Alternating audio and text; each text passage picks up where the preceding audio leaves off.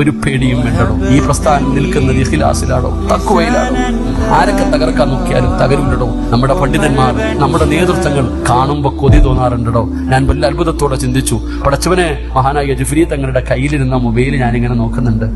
തങ്ങളുടെ കയ്യിലിരുന്ന mobile, MD ഉസ്താദിന്റെ കയ്യിൽ, അല്ലാഹുവേ, ഇന്നത്തെ കുഞ്ഞുങ്ങളുടെ കയ്യിൽ പോലും ഇല്ലാത്ത ഫോൺ, ഇന്നത്തെ കുട്ടികളുടെ കയ്യിൽ പോലും അങ്ങനെ ഒരു ഫോൺ, നോക്കിയാടെയാണെന്ന് തോന്നുന്നു, ഒരു ചെറിയ ഫോൺ. നമ്മുടെ നേതൃത്വങ്ങൾ അതാണോ? ഇവരെയൊക്കെയാ നമ്മൾ കണ്ടുപിടിക്കുന്നത്. ഈ നേതൃത്വത്തിന്റെ പുറകിലാണ് നമ്മൾ നടക്കണേ. ഈ കയ്യിലാണ്. ഇവർക്കൊന്നും ദുനിയാവ് വേണ്ടടോ, അധികാരം വേണ്ട, പണം വേണ്ട, ഒന്നും വേണ്ട. അവർക്കൊന്നും ഒരു വാക്ക് മൂളിയാൽ അവർക്ക് എന്തും ഐഫോൺ വേണോ, കാറ് വേണോ, എന്തും വാങ്ങിക്കൊടുക്കാൻ ആയിരങ്ങളുണ്ടോ. ഒന്നും അവര് വേണ്ട.